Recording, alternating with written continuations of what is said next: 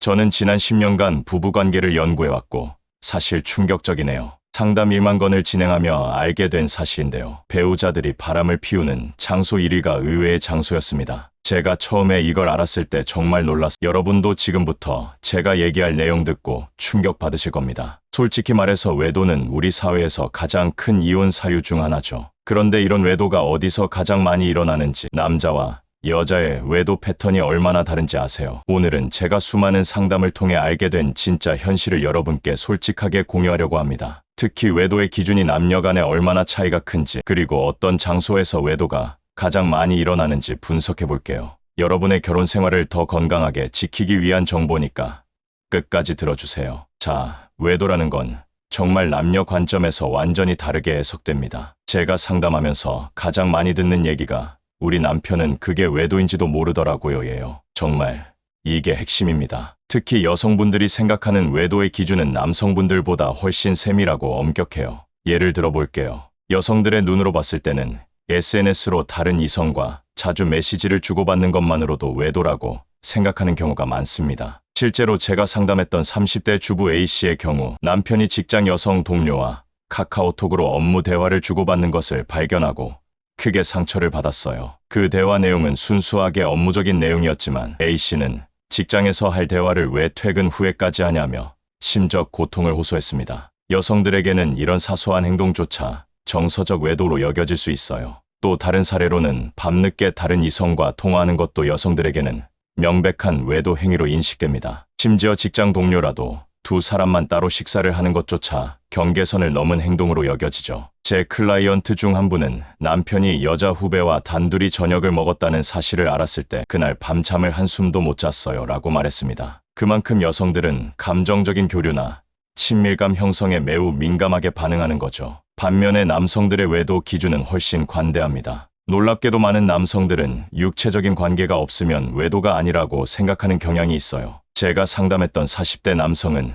저는 그 여자에게 단지 친절하게 대했을 뿐이에요. 손도 잡지 않았는데 어떻게 외도입니까? 라고 항변했습니다. 심지어 어떤 남성들은 다른 여성에게 생활비를 주거나 집을 얻어주는 정도는 되어야 외도로 인정하는 경우도 있어요. 옛날 표현으로는 두 집 살림을 차려야 외도라고 생각하는 거죠. 이렇게 남녀 간의 외도 기준이 너무 다르다 보니 문제가 생깁니다. 같은 행동을 두고 한쪽은 그냥 친구야 라고 생각하는데 다른 쪽은 명백한 배신이야 라고 느끼는 거죠. 이런 인식 차이가 부부 갈등의 시작이 되는 경우가 많습니다. 그런데 재밌는 건 법원의 판단은 이런 남녀의 기준 중 중간쯤에 있지만 여성 쪽에 더 가깝다는 겁니다. 실제로 법원에서는 육체적인 관계가 없더라도 지속적으로 SNS를 주고받거나 밤늦게 통화하거나 자주 만나서 식사하는 행위도 부정행위로 인정하는 경우가 많아요. 특히 여보, 당신과 같은 애칭을 사용했다면 거의 확실하게 부정행위로 인정됩니다. 제가 상담했던 한 재판 사례를 보면 남편이 직장 동료에게 여보야, 오늘 회의 자료 보내줘라는 메시지를 보냈는데 이것이 결정적인 증거가 되어 부정행위로 인정받았어요. 남편은 그냥 장난으로 한 말이에요 라고 변명했지만 판사는 장난이라면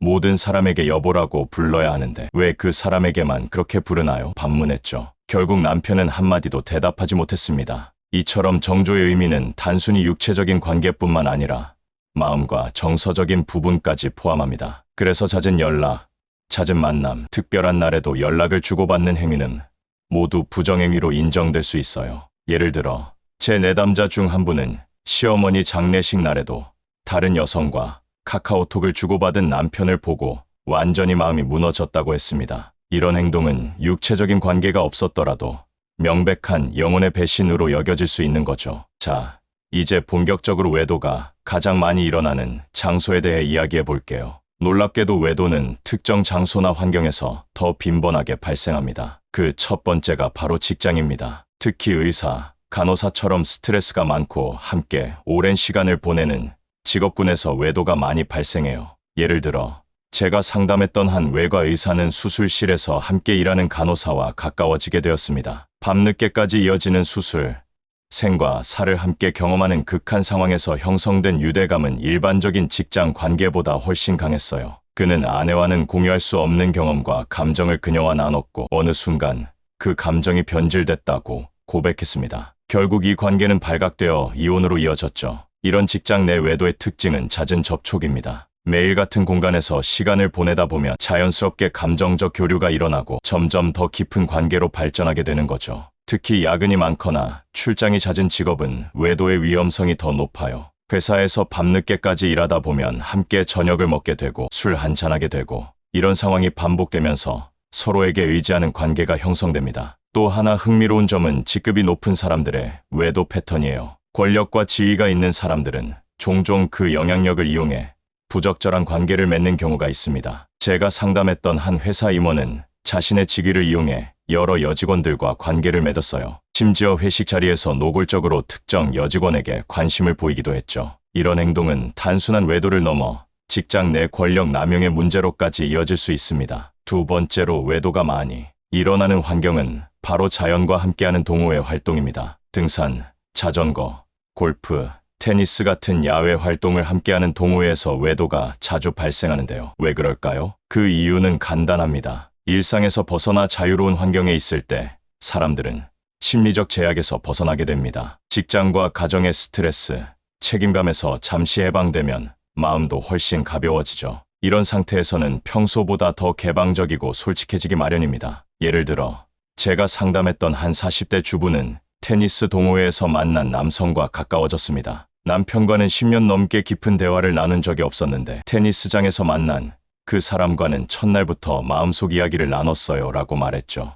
운동 후 함께 마시는 맥주 한 잔, 서로의 인생 이야기를 나누는 과정에서 자연스럽게 감정적 교류가 일어났고 결국 육체적인 관계로까지 발전했습니다. 산에 올라가는 등산 동호회도 마찬가지예요. 해 뜨는 산 정상에서 함께 아름다운 순간을 공유하면서 특별한 유대감이 형성되죠. 제 내담자 중 한 남성은 등산하면서 함께 고생하고 서로 의지하다 보니 자연스럽게 가까워졌어요. 산에서는 모든 것이 다르게 느껴졌어요 라고 말했습니다. 자전거 동호회도 비슷한 패턴을 보입니다. 주말마다 함께 라이딩을 하며 땀을 흘리고 중간에 쉬면서 대화를 나누다 보면 일상에서는 나누지 못했던 깊은 대화가 오가게 됩니다. 게다가 운동 후의 성취감, 함께 목표를 이룬 뿌듯함은 더 강한 유대감을 만들어내죠. 골프도 외도가 자주 발생하는 스포츠 중 하나입니다. 4시간이나 5시간 동안 같은 조에서 라운딩을 하며 대화를 나누고 라운딩 후 함께 식사하고 술을 마시다 보면 자연스럽게 친밀감이 형성되죠. 특히 주말 부부나 바쁜 직장인들은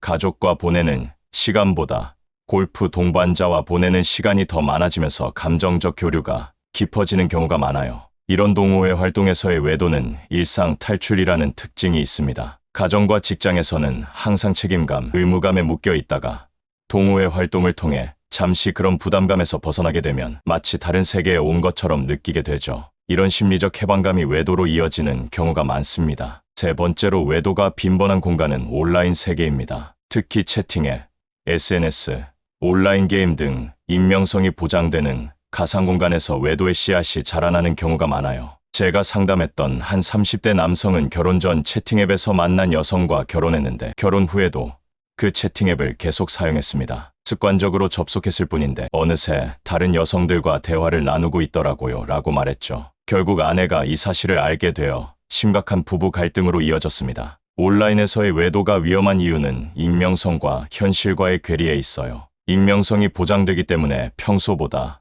더 솔직하고 대담하게 행동하게 되죠. 어차피 실제로 만나지 않을 거야 라는 생각으로 시작했던 대화가 점점 깊어지고 결국 실제 만남으로 이어지는 경우가 많습니다. 특히 요즘은 메타버스나 온라인 게임 같은 가상현실에서도 외도가 발생해요. 제 내담자 중 한 40대 여성은 온라인 게임에서 만난 남성과 정서적 교류를 시작했고 나중에는 실제로 만나 육체적 관계로까지 발전했습니다. 게임 속에서는 현실의 제약에서 벗어나 진짜 내 모습을 보여줄 수 있었어요. 그 사람도 마찬가지였고요 라고 말했죠. 이런 온라인 외도의 특징은 쉬운 접근성과 시공간의 제약이 없다는 점입니다. 침대에 누워 스마트폰으로 쉽게 다른 이성과 대화할 수 있고 배우자가 옆에 있어도 몰래 메시지를 주고받을 수 있죠. 수문의 시간 연결되어 있기 때문에 언제든지 대화가 가능하고 이런 지속적인 접촉이 감정적 유대감을 형성합니다. 네 번째로 외도가 자주 발생하는 상황은 임신과 출산 시기입니다. 특히 남성들의 외도가 이 시기에 집중되는 경향이 있어요. 제가 상담했던 많은 사례를 보면 아내가 임신했을 때 또는 출산 직후에 남편의 외도가 시작되는 경우가 많았습니다. 한 예로 제가 상담했던 30대 부부는 첫 아이를 출산한 지 3개월 만에 남편의 외도가 발각됐어요. 남편은 아내가 아이에게만 관심을 쏟고 나를 소홀히 했다고 변명했지만 사실은 그보다 더 복잡한 심리가 작용했을 가능성이 높습니다. 임신과 출산으로 인한 부부관계의 변화, 아빠라는 새로운 역할에 대한 부담감, 그리고 성적인 욕구, 불만 등 여러 요인이 복합적으로 작용했을 거예요. 또 다른 사례로는 아내가 출산 후 산후 우울증을 겪고 있을 때 남편이 외도를 시작한 경우도 있었습니다. 이 남편은 집에 가면 아내는 항상 우울해하고 아이만 돌보느라 나에게 신경 쓸 여력이 없었어요. 그런데 직장에서 만난 그 여성은 항상 밝게 웃으며 내 이야기를 들어줬죠. 라고 말했습니다. 이처럼 임신과 출산 시기의 외도는 변화에 대한 부적응과 관심의 이동이라는 특징이 있어요. 결혼 생활이 안정기에 접어들고 부부의 관심이 아이에게 집중되면서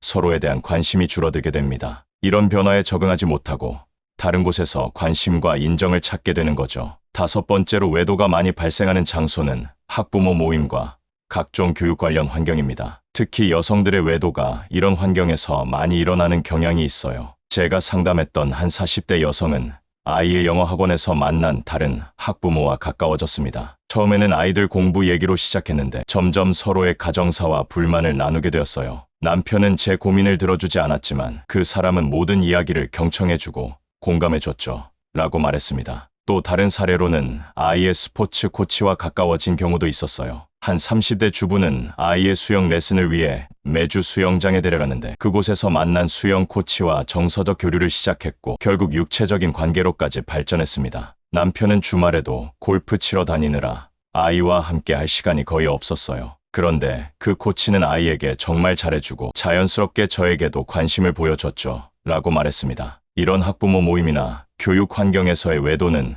공통 관심사와 정서적 지지라는 특징이 있어요. 아이라는 공통 관심사를 통해 자연스럽게 대화가 시작되고 비슷한 고민과 경험을 공유하면서 공감대가 형성됩니다. 특히 가정 내에서 충분한 정서적 지지를 받지 못하는 경우 이런 환경에서 만난 사람에게 쉽게 마음을 열게 되죠. 또한 현대사회에서는 많은 여성들이 경제활동을 하면서도 여전히 육아의 주책임자로 남아있어요. 이런 이중부담 속에서 같은 고민을 나눌 수 있는 다른 학부모나 아이를 잘 돌봐주는 교사나 코치에게 감정적으로 의지하게 되는 경우가 많습니다. 자, 이제 남성과 여성의 외도 패턴이 어떻게 다른지 살펴볼게요. 이 부분은 정말 흥미로워요. 제가 상담한 수많은 사례를 분석해보면 남성과 여성의 외도 패턴에는 뚜렷한 차이가 있습니다. 우선 남성의 외도는 크게 2가지 패턴으로 나뉘어요. 첫 번째는 결혼 전 습관의 지속입니다. 결혼 전에 유흥업소를 자주 다니거나 여러 여성과 동시에 관계를 맺는 등의 습관이 있었던 남성들이 결혼 후에도 그런 습관을 지속하는 경우예요. 예를 들어 제가 상담했던 한 성은 결혼 전에는 소위 플레이보이 스타일이었습니다. 여러 여성과 동시에 관계를 맺고 유흥업소도 자주 다녔죠. 결혼 후에도 그런 습관을 버리지 못하고 계속 이어갔어요. 그냥 습관이었어요. 특별한 의미는 없었죠.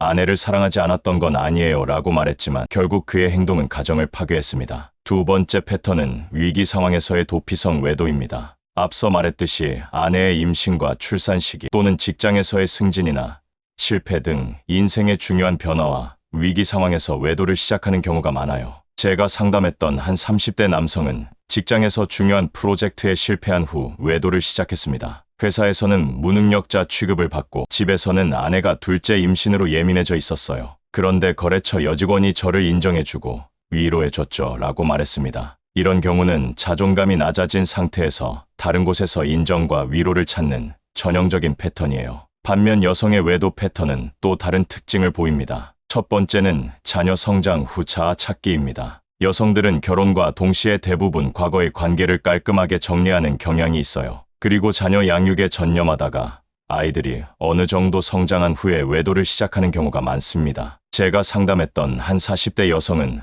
막내가 초등학교에 입학한 후 자신의 삶을 되찾기 시작했습니다. 그 과정에서 필라테스 강사와 가까워졌고 결국 외도로 이어졌죠. 10년 넘게 아이들만 바라보며 살았어요. 제 존재가 엄마로만 한정된 느낌이었죠. 그런데 그 사람은 저를 여자로 봐줬어요 라고 말했습니다. 2번째 패턴은 정서적 소외감에서 비롯된 외도입니다. 남편과의 대화 부족, 정서적 교감 부재, 인정받지 못하는 느낌 등이 쌓이면서 다른 곳에서 정서적 충족을 찾는 경우가 많아요. 예를 들어 제가 상담했던 한 30대 여성은 남편과는 10년째 생활적인 대화만 나눠요. 아이 학교, 집안일, 돈 얘기, 내 감정이나 생각에는 전혀 관심이 없었죠. 그런데 동호회에서 만난 그 사람은 내 말 한마디에 귀 기울여주고 반응해줬어요. 라고 말했습니다. 이처럼 남성의 외도는 육체적 욕구나 습관, 위기 상황에서의 도피 성향이 강한 반면 여성의 외도는 정서적 소외감이나 자아 찾기와 같은 심리적 요인이 더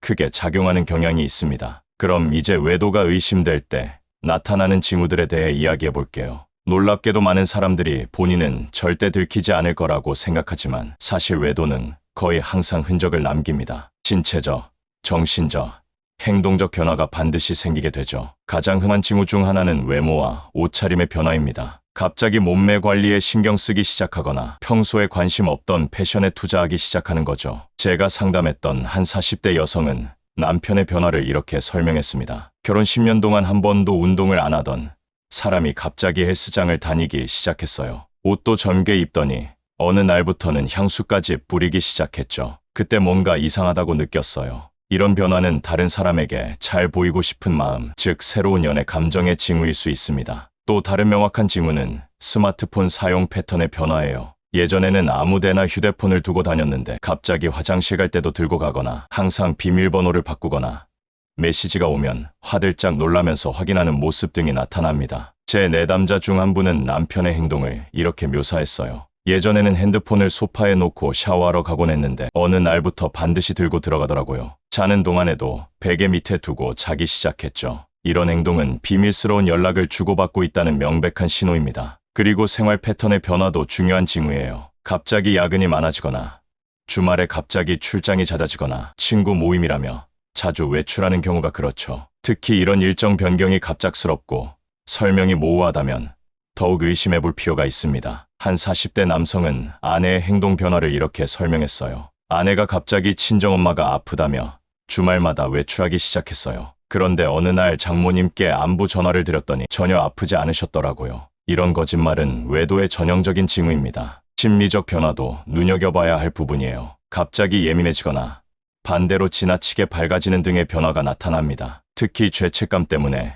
오히려 배우자에게 짜증을 내거나 트집을 잡는 경우도 많아요. 이건 일종의 방어 기제인데 자신의 잘못을 덮기 위해 오히려 상대방의 문제를 부각시키는 거죠. 제가 상담했던 한 30대 여성은 남편이 갑자기 제 옷차림이나 화장의 트집을 잡기 시작했어요. 늘 입던 옷인데 갑자기 그렇게 짧은 치마를 왜 입냐고 화를 내더라고요. 이런 행동은 자신의 죄책감을 배우자에게 투사하는 전형적인 사례입니다. 또한 성생활의 변화도 중요한 신호예요. 갑자기 성관계를 피하거나 반대로 새로운 시도를 많이 하는 등의 변화가 나타날 수 있습니다. 어떤 내담자는 남편이 갑자기 포르노에서나 볼 법한 행동을 요구하기 시작했어요. 15년 결혼 생활 동안 한 번도 없었던 일이었죠. 라고 말했습니다. 이런 징후들이 한두 가지가 아니라 여러 개 동시에 나타난다면 외도를 의심해 볼 필요가 있습니다. 하지만 함부로 결론 짓기보다는 차분히 증거를 수집하는 것이 중요해요. 자, 그럼 외도가 의심될 때 어떻게 대처해야 할까요? 이건 정말 중요한 부분이에요. 많은 분들이 외도를 의심하면 즉시 폭발하듯 터뜨리는 경향이 있는데 이렇게 하면 오히려 상황이 더 악화될 수 있습니다. 제가 상담했던 많은 사례를 보면 외도가 의심될 때는 즉각적인 반응보다 전략적인 접근이 필요합니다. 우선 충분한 증거를 확보하는 것이 중요해요. 그냥 감정적으로 바람 피웠지 라고 몰아세우면 상대방은 증거가 어딨어? 라며 부인하기 쉽습니다. 한 내담자는 이런 실수를 했다고 합니다. 남편 핸드폰에서 의심스러운 메시지를 발견하자마자 바로 따져 물었어요. 그랬더니 남편이 업무상 연락이야라고 변명하더니 그 후로는 더 조심해서 증거를 찾기가 어려워졌어요. 따라서 의심이 들면 일단 진정하고 몇 가지 증거를 더 수집해 보세요. 이때 주의할 점은 불법적인 방법을 사용하면 나중에 법적 문제가 생길 수 있다는 거예요. 불법 도청이나 해킹 같은 방법은 피하고 합법적인 범위 내에서 증거를 모으는 것이 좋습니다. 충분한 증거를 확보했다면 대화의 시간과 장소를 신중하게 선택하세요. 아이들이 없는 조용한 시간에 감정적 폭발 없이 차분하게 대화를 시작하는 것이 중요합니다. 이때 내가 이랬다라는 비난보다는 나는 이런 점이 힘들었다라는 식의 나 중심 대화법을 사용하는 것이 효과적이에요. 제가 상담했던 한 부부는 이런 방식으로 위기를 극복했습니다. 아내는 남편의 외도 증거를 발견한 후 바로 따지지 않고 일주일 정도 준비 시간을 가졌어요. 그리고 조용한 저녁 시간에 나는 당신이 다른 사람과 연락하는 것을 알게 되어 매우 상처받았어. 우리 관계에 무슨 문제가 있었는지 함께 이야기해보자라고 제안했습니다. 이렇게 비난 없이 대화를 시작했더니 남편도 방어적인 태도를 내려놓고 솔직하게 대화할 수 있었다고 해요. 만약 상대방이 외도를 인정하고 관계 회복을 원한다면 몇 가지 조건을 명확히 해야 합니다. 첫째, 외도 상대와 완전히 관계를 끊을 것. 둘째, 투명한 소통에 동의할 것. 셋째, 필요하다면 부부 상담사를 찾아 전문적인 도움을 받을 것 등이 있습니다. 제 내담자 중 한 부부는 남편의 외도 후 이런 약속을 했고 1년간의 부부 상담을 통해 관계를 회복했습니다. 아내는 처음에는 도저히 용서할 수 없다고 생각했지만 상담을 통해 우리 관계의 문제점을 함께 들여다보고 해결하면서 오히려 예전보다 더 깊은 신뢰가 생겼어요 라고 말했죠. 반면에 상대방이 외도를 부인하거나 인정해도 변화의 의지가 없다면 어떻게 해야 할까요? 이럴 때는 정말 냉정하게 자신의 미래를 생각해 봐야 합니다. 계속 함께 살 것인지 아니면 헤어질 것인지를 결정해야 하는 거죠. 제가 상담했던 한 40대 여성은 남편의 반복적인 외도를 발견한 후 이런 결정을 내렸습니다. 3번의 기회를 줬는데도 계속 반복되더라고요. 50대, 60대가 되어서도 이런 배신을 계속 겪을 바에는 차라리 혼자 사는 게 낫겠다고 생각했어요. 그녀는 결국 이혼을 선택했고 몇 년 후 그때 결정이 힘들었지만 지금은 훨씬 평화롭고 행복해요 라고 말했습니다. 하지만 모든 외도가 반드시 이혼으로 이어져야 하는 것은 아닙니다. 많은 부부들이 위기를 겪고 오히려 더 강한 관계로 발전하기도 해요. 중요한 것은 양쪽 모두 관계 회복을 위해 노력할 의지가 있는지 그리고 진정한 변화가 가능한지를 판단하는 거죠. 자,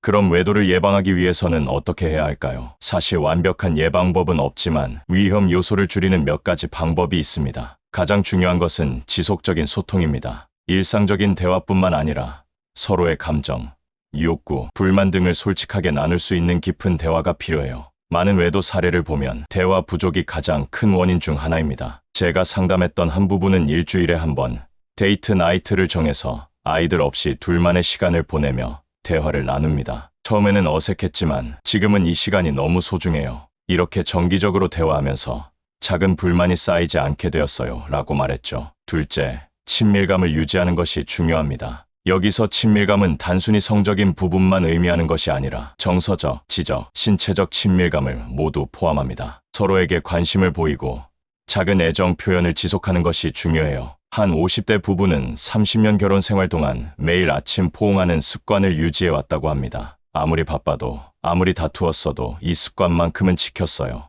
이 작은 신체 접촉이 우리를 계속 연결해주는 것 같아요 라고 말했습니다. 셋째, 경계선을 명확히 하는 것이 중요합니다. 앞서 말했듯이 남녀의 외도 기준이 다르기 때문에 서로가 생각하는 허용 가능한 행동의 범위를 명확히 대화로 정리해두는 것이 좋아요. 제가 상담했던 한 젊은 부부는 결혼 초기에 이성 친구와 단둘이 식사하지 않기, SNS에 전 연인과 소통하지 않기 등의 규칙을 함께 정했다고 합니다. 우리만의 경계선을 명확히 함으로써 불필요한 오해와 갈등을 줄일 수 있었어요 라고 말했죠. 넷째, 변화를 함께 받아들이는 자세가 필요합니다. 결혼 생활은 끊임없이 변화합니다. 신혼기, 자녀 출산, 중년기, 노년기 등 각 단계마다 다른 도전과 기쁨이 있죠. 이런 변화를 함께 받아들이고 적응해 나가는 것이 중요합니다. 한 40대 부부는 둘째, 아이 출산 후 심각한 위기를 겪었지만 부부 상담을 통해 이를 극복했습니다. 아내가 아이에게만 집중하는 것 같아 소외감을 느꼈어요. 하지만 상담을 통해 이 시기가 일시적이며